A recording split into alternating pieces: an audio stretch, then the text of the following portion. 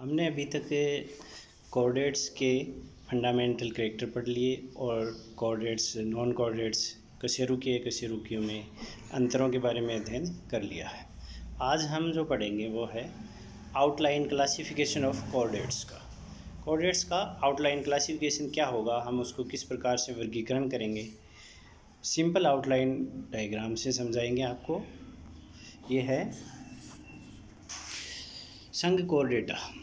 इस कोऑर्डिनेटा की तीन जो फंडामेंटल कैरेक्टर थे वो मैंने बताए थे आपको कि इनके ऊपर पृष्ठ की तरफ नोटोकॉर्ड उपस्थित है, खोखला नर्व कॉर्ड उपस्थित है और फेरिंजियल गिल स्लिट इसके अंदर उपस्थित होती हैं। उनको हम उन जंतुओं को संघ कोऑर्डिनेटा में रखते हैं। इस संघ कोऑर्डिनेटा को दो ग्रुपों में बांटा गया है। पहला जो ग्रुप है वो है एक्रेनिया। पहला ग्रुप है एक्रेनिया, ये इस दूसरा है क्रेनिएटा। जो एक्रेनिया नाम है ये दिया है क्रेनियम से, मतलब क्रेनियम इनमें नहीं होती है, अर्थात मस्तिष्क और कपाल है वो अनुपस्थित होते हैं। तो ये ऐसे जंतु हैं जो इनिशियल कोऑर्डिनेट्स हैं, अतः इन्हें प्रोटोकोऑर्डिनेट्स भी कहते हैं। अब दूसरा जो ग्रुप आता है वो क्रेनिएटा का है।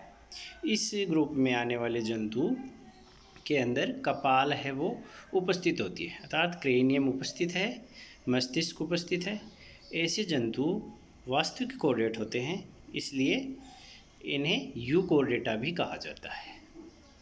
अब इन्हें का आगे क्लासीफाई करते हैं इनको, तो एक्रेनिया और क्रेनिएटा को आगे जब सब फाइलन में बांटा गया तो एक्रेनिया में तीन सब फाइलम हैं, हेमिकोऑर्डिनेटा, यूरोकोऑर्डिनेटा और सेफेलोकोऑर्डिनेटा। जबकि क्रेनिएटा में एक ही सब फाइलम है वो है वर्टिब्रेटा। पहले अपन पढ़ते हैं हेमिकोऑर्डिनेटा की बात। हेमिकोऑर्डिनेटा का मतलब हेमी का अर्थ है आधा, और इनके अंदर जो नोटोकॉर्ड होती है वो मुख के अंदर, मुख गुहा जो है उसमें एक नोटोकॉर्ड जैसी संरचना है, वास्तविक नोटोकॉर्ड नहीं पाई जाती है। इसलिए इस जो हेमिकोऑर्डिनेट्स जो जंतु हैं इनको कोऑर्डिनेटा और नॉन कोऑर्डिनेटा के मध्य की योजक कड़ी भी मानते हैं। इस हेमिकोऑर्डिनेटा को दो वर्गों में विभाजित किया है। पहला है एंटेरोन्यूस्टा और दूसरा आता है टेरोब्रेंकिया। दूसरा अपना सब फाइलम आता है यूरोकोऑर्डिनेटा। यूरोकोऑर्डिनेटा में नोटोकॉर्ड जो है वो लार्वा की पूंछ में पाई जाती है। वयस्क जंतु में नोटोकॉर्ड लुप्त हो जाती है, अर्थात लार्वा में तो कोऑर्डिनेट लक्षण हैं लेकिन वयस्क में कोऑर्डिनेट लक्षण यूरोकोऑर्डिनेटा सब फाइलम में नहीं पाए जाते हैं। यूरोकोऑर्डिनेटा सब फाइलम को दो वर्गों में बांटा है, तीन क्लासें हैं, एसिडेशिया, थैलिएशिया और लार्वेशिया। फिर अगला जो सब फाइलम है वो है सेफेलोकोऑर्डिनेटा। इनमें नोटोकॉर्ड है वो सारे शरीर में उपस्थित होती है और इसके अंदर एक ही वर्ग आता है और वो है लेप्टोकार्डाई। अब अपन बात करें सब फाइलम वर्टिब्रेटा की, तो वर्टिब्रेटा में कशेरुक दंड उपस्थित होती है। ऐसे जंतु जिनमें कशेरुक दंड है, वो जो नोटोकॉर्ड है वो वर्टिब्रल कॉलम में रूपांतरित हो गई है, वो जंतु वर्टिब्रेट कहलाते हैं। तो जो वर्टिब्रल कॉलम है वो उपस्थित है। इसने जो सब फाइलम वर्टिब्रेट है इनको दो श्रेणियों में बांटा है, एगनेथा और नेथोस्टोमेटा। एगनेथा और नेथोस्टोमेटा का जो ये वर्गीकरण है ये इनके अंदर जबड़े के हिसाब से किया गया है। तो जो एगनेथा है, ए का मतलब नहीं या एब्सेंट, तो इनमें जबड़े और युग्मित जो उपांग हैं, जॉइंटेड अपेंडेजेज, वो नहीं पाए जाते हैं। जबकि जो नेथोस्टोमेटा है उसके अंदर जबड़े और युग्मित उपांग हैं वो उपस्थित होते हैं। एक नेथा जो श्रेणी है उसके अंदर दो वर्ग शामिल किए गए हैं। एक तो आता है साइक्लोस्टोमेटा, दूसरा है ओस्ट्रिकोडर्माई। जो ओस्ट्रिकोडर्माई है ये प्रथम वर्टिब्रेट जंतु थे। सबसे पहले एक नेथा के अंदर इन्हीं का डेवलपमेंट हुआ था, इनका विकास हुआ था। उसके बाद में साइक्लोस्टोमेटा आई थी।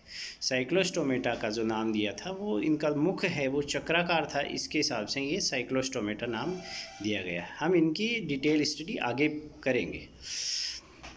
दूसरी जो श्रेणी आती है नेथोस्टोमेटा, जिसमें जबड़े और युग्मित उपांग उपस्थित हैं, उसको 2 सुपर क्लास या अधिवर्ग में बांटा है। पहला अधिवर्ग आता है पिशीज, जिसके अंदर ट्रू फिशेज सम्मिलित हैं। उनके जो मुख्य लक्षण आते हैं वो युग्मित फिन्स आते हैं और गिल उपस्थित होते हैं, शल की त्वचा होती है आदि, ये पिशीज के अंदर है। इसी प्रकार दूसरा जो सुपर क्लास है वो है टेट्रापोडा या चतुष्पाद, जो 4 पैरों वाले जंतु हैं। इनमें युग्मित पाद हैं, फुफ्फुस उपस्थित है और संरंगित त्वचा भी उपस्थित है।